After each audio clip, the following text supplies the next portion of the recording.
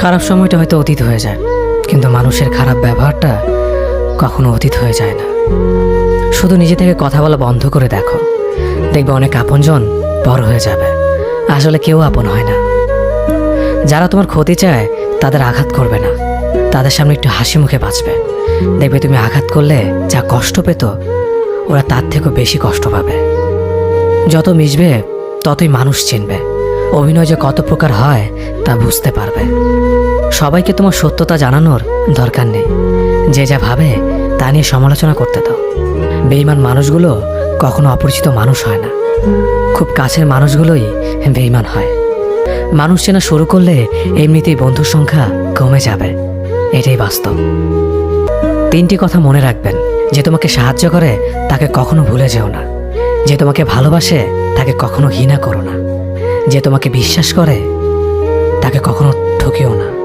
ধোঁকা একজনেই দেয়, কিন্তু বিশ্বাস সবার উপর থেকে উঠে যায়।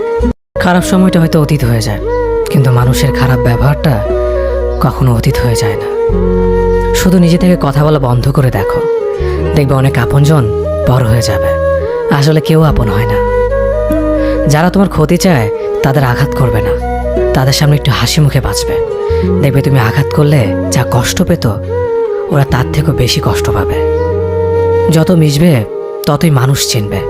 অভিনয় যে কত প্রকার হয় তা বুঝতে পারবে। সবাইকে তোমার সত্যতা জানানোর দরকার নেই। যে যা ভাবে তা নিয়ে সমালোচনা করতে দাও। বেঈমান মানুষগুলো কখনো অপরিচিত মানুষ হয় না, খুব কাছের মানুষগুলোই বেঈমান হয়। মানুষ চেনা শুরু করলে এমনিতেই বন্ধুর সংখ্যা কমে যাবে, এটাই বাস্তব। 3টি কথা মনে রাখবেন। যে তোমাকে সাহায্য করে তাকে কখনো ভুলে যেও না। যে তোমাকে ভালোবাসে তাকে কখনো ঘৃণা করো না। যে তোমাকে বিশ্বাস করে তাকে কখনো ঠকিও না। ধোঁকা একজনেই দেয়, কিন্তু বিশ্বাস সবার উপর থেকে উঠে যায়।